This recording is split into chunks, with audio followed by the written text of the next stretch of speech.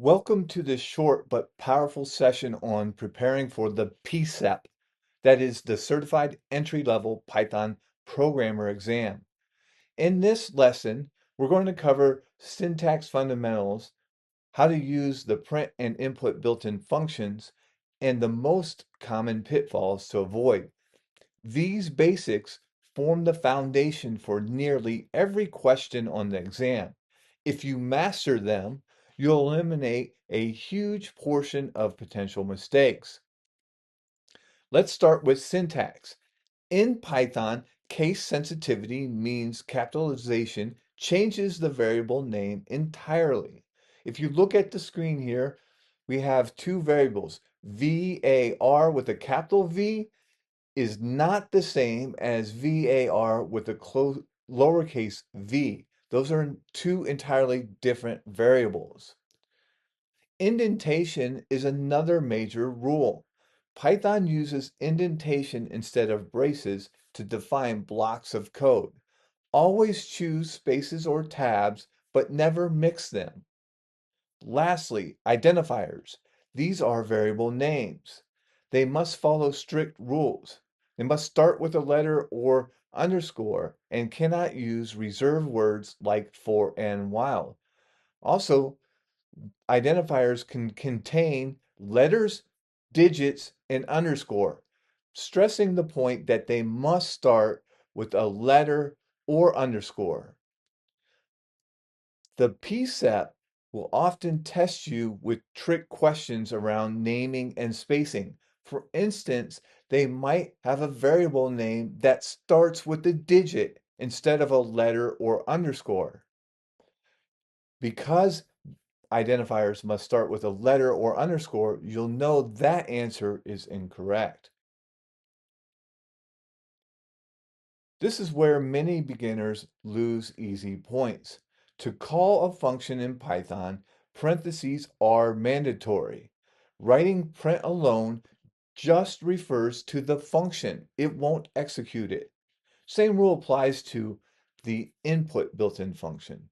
Also, input always returns a string.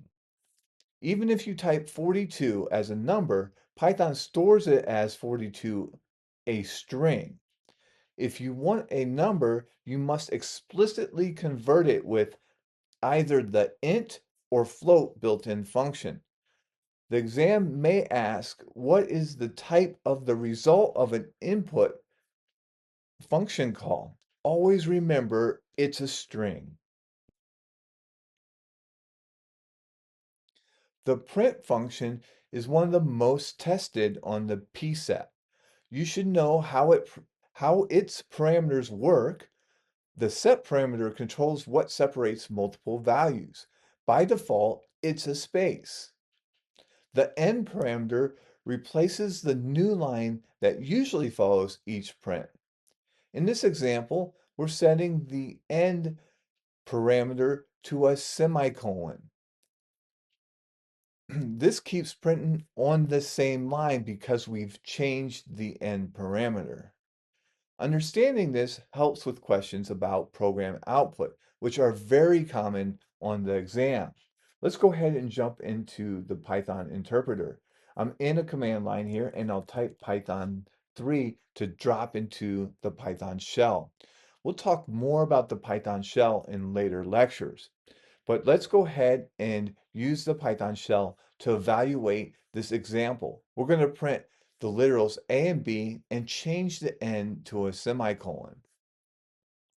So I'm going to go ahead, print the literal A, comma, the literal B, and then we'll change the end character by using the end parameter. I'm going to change that to a semicolon with no space. Now I'm going to go ahead and stay consistent and use single quotes here.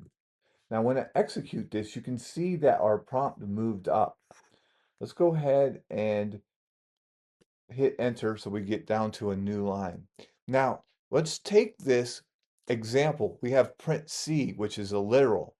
I'm going to show you a technique to run two statements on the same line.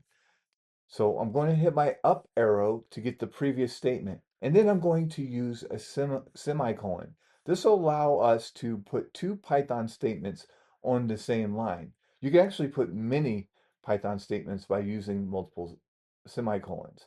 Now I'm going to go ahead and print the letter capital C, which is a literal. And when I hit enter, notice that we have A space B semicolon C. Now, because we call a new print statement, the separator is not used because that's the first element in the print statement. Now, if I would have put a space after the semicolon, oops, instead of hitting enter, let me go ahead and put a space here. The output is a little bit different. It's A space B semicolon space C. The exam might do a little tricky stuff like this, like put a space here. You have to pay very close attention to the code that is presented to you to make sure you don't miss a little trick like this.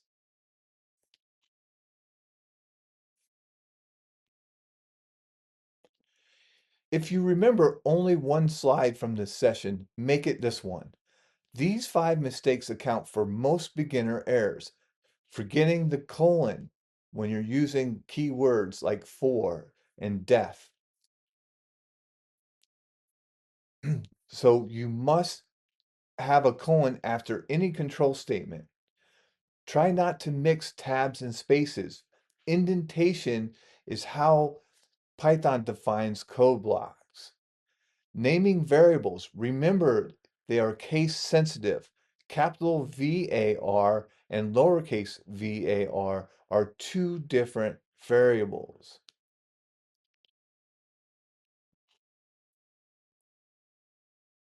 Remember, input always returns a string, even if you give it a number. Being aware of these avoids simple syntax errors that can waste exam time.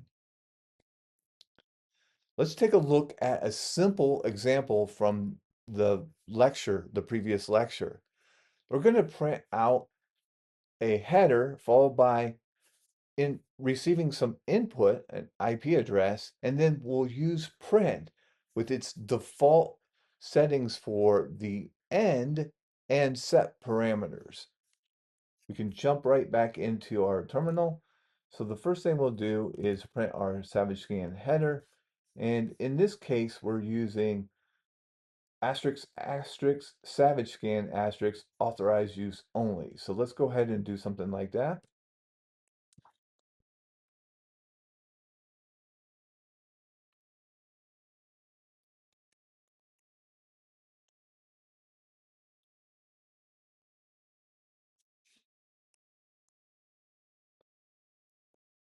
And I'll close. Notice that we're using parentheses when we call the print function. The open parenthesis, then the string parameter that we're passing to the print statement, and then we close the parenthesis. And that will print out our header. One thing I want to point out that you might run across on the exam, and that is you don't have to pass a parameter to print. It will just print an empty new line. So that is one way to control output. Let's go ahead and add to this statement. I'll use a semicolon, and then I'll enter IP equals input, enter IP to scan, and let me just stay consistent here and use single quotes for my strings,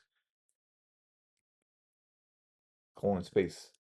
And then I'm going to use another semicolon, and then we'll print the scanning and then IP.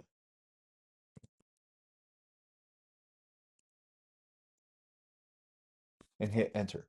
Now notice that it prints our header and it's prompting us for IP. I'm going to go ahead and put in an IP address. And then finally we get scanning and then the IP address. Now notice there is a space here. The default separator is a space. We can override that to something else. So let's go ahead and change our print statement here. I'm going to add a separator call. And I'll just put equals, and let's do something like space dash space and hit enter. We'll enter in the IP address. And notice that we changed the separator. So scanning space dash space and then the IP address. We'll get into more details as we progress throughout the course. Here's your final PCEP prep checklist for this section. Remember the behavior of the print function and the input functions. Memorize what the SEP and N do and review indentation rules carefully. Practice makes perfect. Practice predicting outputs by hand. That skill will save you time on multiple choice questions. Most importantly, slow down and read each question twice. The PCEP test likes to have trick questions. Remember, the PCEP test fundamentals, not speed. Accuracy beats haste.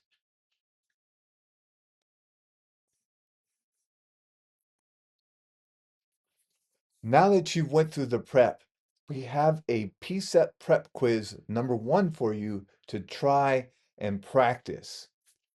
Good luck on the quiz.